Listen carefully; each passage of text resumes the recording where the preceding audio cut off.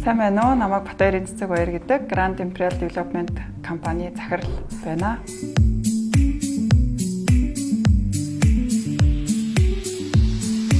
Би 3 хүүхдийн ээж, ам бүл 5 удаа 2016-аас 2020 онд бүгд найрамд Солонгос улсад магистрийн зэрэг хамгаалаад эх орондоо ирэн хувийн бизнесээ эхлүүлээд өнөөдрийг хүртэл амжилттай явж байна.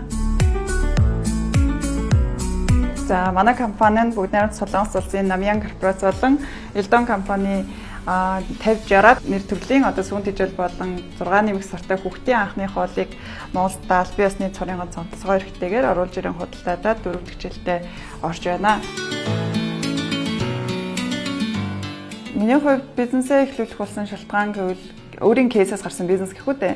Би өөрөө Солонгос улсад оюутан байх хугацаанд 2 бага охиноо төрүүлсэн.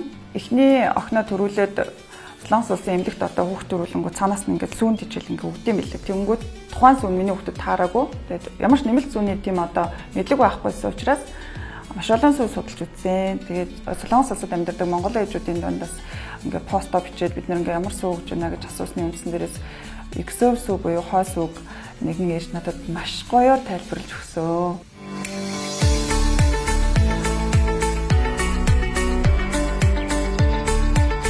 Эмэгтэй бизнес эрхлэгч бидэнд толгойд хамгийн том бэрхшээл бол санхүүгийн асуудал буюу эргэлтийн хөрөнгийн дутагдал байдаг. Яг тэгвэл манай бүтээгдэхүүн бол ялангуяа хүүхдийн дөнгөж ихээс төрсэн хүүхдийн сүүн тижэл учраас маш хариуцлагатай бусад бизнесийг бол их онцлогтой бизнес тийм учраас миний хувьд санхүүгийн чадвартай мөн нөөцийн хангалттай нөөцтэй байх ёстой гэдэг сургамжийг бол би ковидын үеийн тэр хүнд нөхцөл байдлаас би олж авсан учраас санхүүгийн байгууллагт би хандаад эргэлтийн хөрөнгөө би хангалттай байлгах ёстой гэсэн зарчим дээрээс би зээлийн санхүүжилтанд хамрагдсан.